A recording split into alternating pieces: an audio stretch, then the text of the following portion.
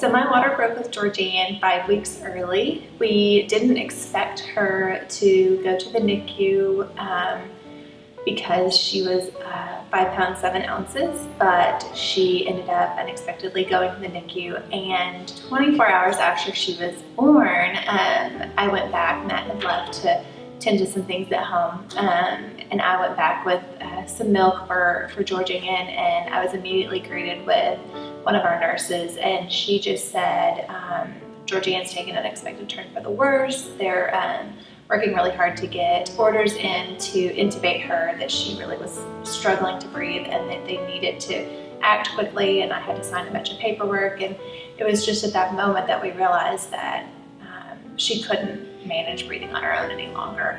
And then at this point it was like, you're talking heart defect, not knowing her brain, you just didn't know what was going on. And at that point I think we realized that this wasn't anything we expected. And as we were at the mercy of God and our team of nurses and doctors. We began this journey of back and forth. We have 3 other children at home that needed us as well, and managing that back and forth of they need us at home and we need to be at the hospital as well to help Georgianne. So this journey began, and what was the best part of this was that when we weren't here, we could log on to the Angel camera and see her, and we got to see kind of what she was doing, and we would watch the nurses as they would take care of her, just kind of seeing what updates they were doing for her. They would leave little notes on how much she weighed. They would leave little notes of encouragement for the big kids, even telling them, Georgianne says hello, or Georgianne's breathing better today. They would also, one of our nurses knew that we were big Arkansas fans, and she would even dress Georgianne up in Alabama gear on game day and just kind of play with us and making it lighthearted. And a scary situation was better and made it a little bit easier being able to log on when we weren't here present with at the hospital, to be able to see her at all times. We shared the link with family so that anybody in the state, our family across the state, could see her.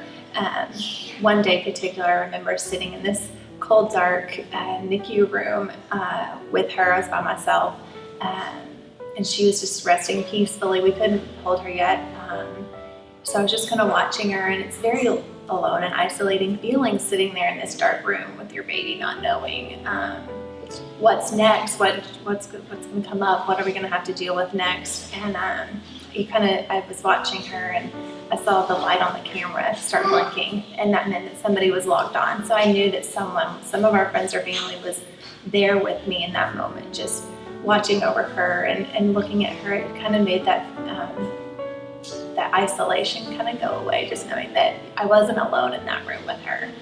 So that day that we graduated and moved up to the bigger floor, it was particularly difficult because the floor that she was moving to, the room that she was moving to, did not have a camera.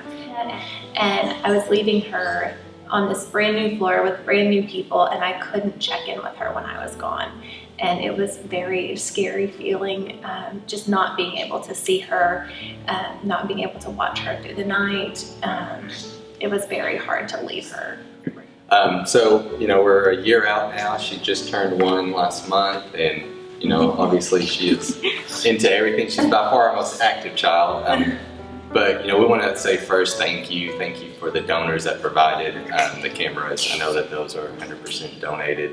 It made you don't realize how much you miss until you have it. So that was a true blessing. And for any people that are contemplating or thinking about donating it, it's definitely going to go to good use. And I can't imagine going through this and not having a camera. So thank you for that.